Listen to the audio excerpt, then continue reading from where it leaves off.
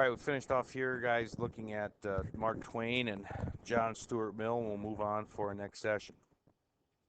Here's a map. Now, I've been showing you a lot of these, but this is just in 1900. Many of the maps we've been looking at were uh, based in 1914, right at the eve of World War I. But again, here's a global map, and it shows you all the different possessions in the world and who has them. Okay, if you're this color yellow, you're an independent state. Now, there's not a lot of those on here. South America now is. But you could see Europeans dominate Africa. Europeans dominate Southeast Asia. All right. They dominate really the world. And if you look at this color right here, Great Britain, so you have this little tiny island country up there. Canada, look at all their presence in Africa. They have Egypt all the way down to South Africa, India, Australia, multiple islands in the South Pacific. So there is a wide, wide, wide reach, again, of European influence across the globe. Okay? So if you're having all these possessions, the question then becomes, how are you going to rule them? And really, two theories emerge and two practices emerge. Indirect rule and direct rule. Okay? An indirect rule, basically the mother country allows locals to maintain their positions of authority, but they act kind of as puppeteers. So sometimes the crown or the British government, whoever it is, will tell them how they want them to behave, how they want them to act, what laws to pass, things like that.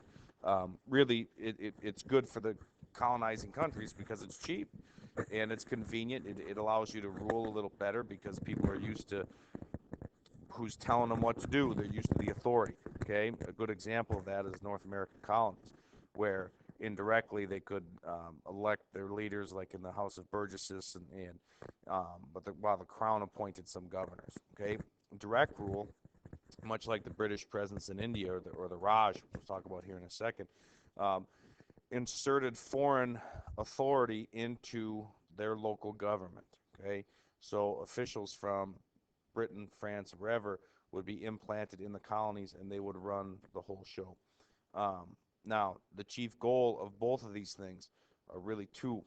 One, they want to harvest the natural resources that they can to benefit the mother country or the colonizing people, and they want to be able to open up trading ports so they can have access to new markets and be able to move their goods around the globe in an efficient manner. So some colonies, some parts of empire are aren't taken because of the resources; they're taken because of their location in the ports. Okay, now, as you can imagine, people resisted this. Many locals were unhappy with the idea of a foreign country coming in and taking over. Um, and how did they respond? Well, some revolted, they rebelled. The most of the people who did rebel were the peasants or the very low class because they were the ones who received the brunt of the punishment and the workload. Um, and really, what you saw is a very low level peasantry fighting for their religious freedom, fighting for their economic freedom, um, and really just not accepting a lot of this colonial rule. At the same time, many people embraced it, especially if you're making money and you're working with the British or the French or the U.S. or whoever it is. Um, so, there's two sides to every coin, but you have to understand this is not done. It's not all handshakes and hugs.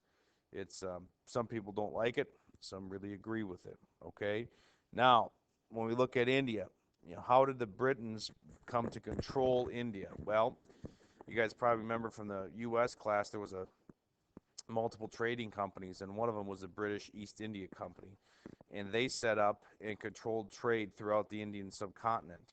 Um, and really, eventually, they abdicate their authority in India and give it to the British government. Not very many Indians like that, but it happens after a rebellion. So the British East India Company, while they possessed India, they had their own army.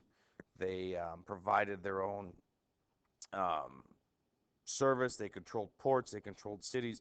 They they were like a private country, basically.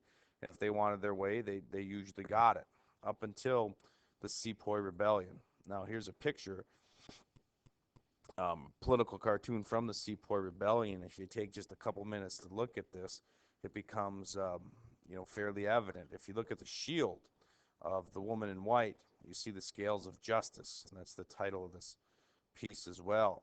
So you have Lady Justice, who is extremely aggressive, and what she's doing is she's taking out the Sepoy who rebelled. Now, Sepoy is just a name for um, foreign soldiers who fight in an army for the mother country. So they're Indians who fought for the British. And at this point, it was they fought in the armies of the British East India Company.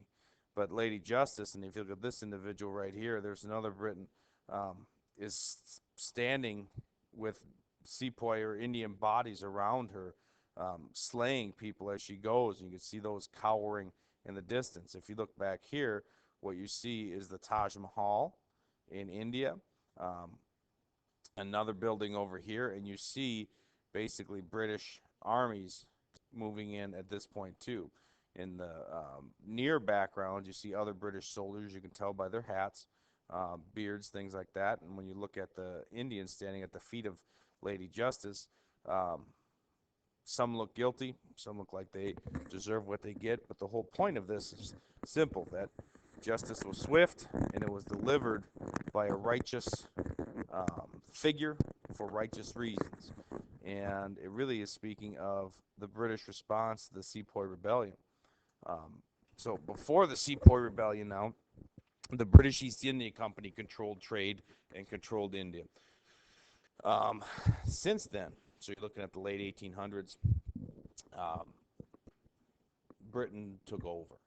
And basically what happened now in the Sepoy Rebellion is the two main religious groups in India are Muslims and Hindus. And the Muslims, their dietary concerns center around this idea of halal food. And it's very much the idea of very similar to kosher food, where they do not eat pig. They think pigs are dirty animals and they're filthy and they shouldn't be eaten. Hindus hold sacred cows and they don't eat beef. And what the British East India Company did was they dipped all their firing cartridges in either beef fat or pork fat. And so when these soldiers had to load their weapons, load their muskets, they had to place the cartridge. A common practice was place the cartridge in your mouth and rip it open. So, in essence, what they did is the British East India Company forced these soldiers to violate their religious beliefs. If you were Muslim, you violated halal because you had pork fat in your mouth and you consumed it.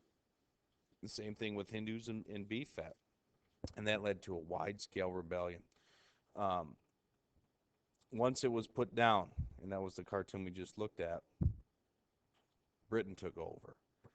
And they held India as a protectorate and really were there for almost 150 years about if you look at when they were granted independence in 1947.